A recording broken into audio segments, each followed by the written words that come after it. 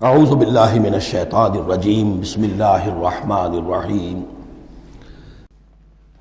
وَإِن كُنتُمْ عَلَىٰ سَفَرٍ، اور اگر تم سفر پر ہو، وَلَمْ تَجِدُوا كَاتِبًا، اب وہاں کوئی لین دین کا معاملہ ہو گیا، قرض کا ہو گیا، کاتب کوئی ہے نہیں، فَرِحَانٌ مَقْبُوضَةٌ، تو کوئی گروی شے رکھ لو قبضے میں، فلاں شے آپ کے قبضے میں رہے گی، آپ اتنے پیسے مجھے دے دیجئے،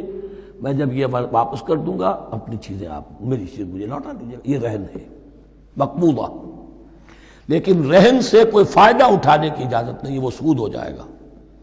اگر مکان رہن رکھا گیا ہے قبضہ تو ہوگا اس کا، لیکن یہ کہ وہ اس کا کرایہ نہیں لے سکتا، کرایہ مالک کو جائے گا، اس سے کوئی استفادہ نہیں کر سکتا اس مال سے۔ رہان المقبوضہ فَإِنْ أَمِنَ بَعْضُكُمْ بَعْضًا، پھر اگر کوئی شخص اب اطمینان کرتا ہے اور اعتبار کرتا ہے تم میں سے بعض کسی بعض کا، فَلْيُوَدِّ الَّذِي اؤْتُمِنَ أَمَانَتَهُ، تو اب چاہیے اس شخص کو کہ جس کے اوپر یہ امانت آئی ہے، اگرچہ اس کے پاس رہن دینے کو کچھ نہیں تھا، یا یہ کہ دوسرے بھائی نے اس پر اعتماد کیا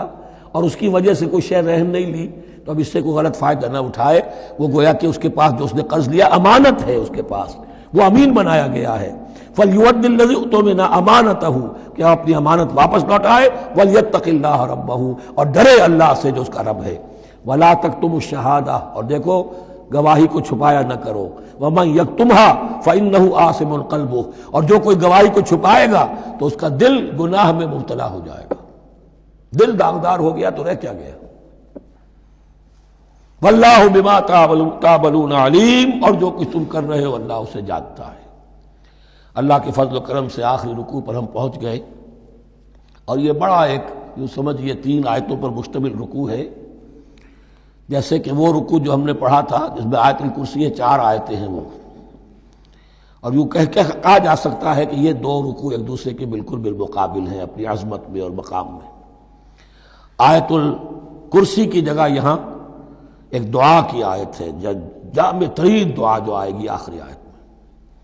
للہ ما فی السماوات و ما فی الارض۔ اکثر و بیشتر آپ دیکھیں گے سورتوں کے اختتام پر یہ الفاظ پھر آتے ہیں، اللہ ہی کا ہے جو کچھ بھی ہے آسمانوں اور زمین میں۔ وَإِن تُبْدُوا مَا فِي أَنفُسِكُمْ أَوْ تُخْفُوهُ،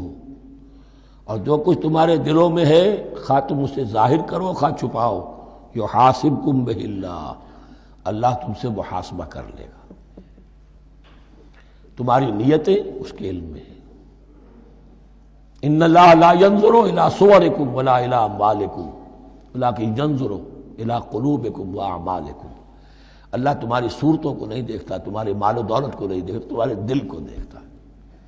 تمہارے اعمال کو دیکھتا ہے۔ تو دل میں جو کچھ ہے خواہ کتنا ہی چھپا لو اللہ کے محاسبے سے نہیں بچو گے۔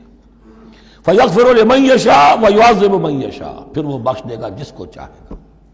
اور عذاب دے گا جس کو چاہے گا۔ اختیار مطلق اللہ کے ہاتھ میں ہے۔ ہمارے ہاں اہل سنت کا عقیدہ یہی ہے، اللہ پر لازم نہیں ہے کہ وہ نیکوکار کو اس کا جزا ضرور دے اور بدکار کو اس کی سزا ضرور دے، اللہ کرے گا ایسا، یہ دوسری بات ہے، لیکن اللہ کی شان اس سے بہت اعلیٰ اور عرفہ ہے کہ اس پر کسی شے کو لازم قرار دیا جائے، اس کا اختیار مطلق ہے، مطلق ہے۔ یفعل اللہ ما یرید، یفعل اللہ ما یشاء۔ اہل تشیع کا کہنا یہ ہے کہ اللہ پر عدل واجب ہے، اہل سنت کہتے ہیں اللہ عدل کرے گا، جزا و سزا میں عدل ہوگا، یہ ہم مانتے ہیں، واقعہ ہے، لیکن ہم یہ نہیں کہتے کہ اللہ پر عدل واجب ہے، اللہ پر کوئی شے واجب نہیں، بلکہ اللہ نے تو کتب علی نفسہ الرحمہ، اپنے اوپر واجب کیا ہے رحمت کو۔ وجوب کا لفظ جو آتا ہے اللہ پر